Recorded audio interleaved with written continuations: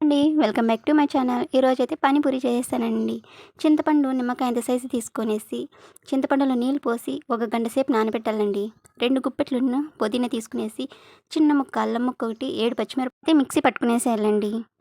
అందులో చింతపండు నానేసినలా దాంతో తగినన్ని నీళ్ళు పోసి మళ్ళీ ఆ తర్వాత ఈ మిక్సీ పట్టినదైతే దాంతో వేసి కలుపుకునేసేయాలండి. చింతపండు నల్ల చింతపండు వేయండి, బాగుంటుంది టేస్ట్ అయితే గన.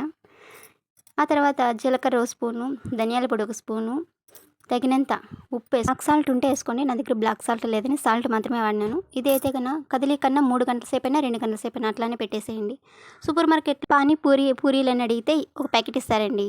నేనైతే అవైతే తెచ్చుకునేసినాను. నేనైతే పూరీలు చేయలేదు. ఇవైతే పెలుచుకునేసేసి ఆ తర్వాత బఠానాలు కుక్కర్లో 3 విజిల్లు వచ్చేంత వరకు ఉడకబెట్టుకునేసి సన్నగా ఎర్రగడ్డలు కోసుకునేసి సన్న మిక్చర్ ఒక కప్పు తెచ్చుకునేసి చేసుకునేసినానండి.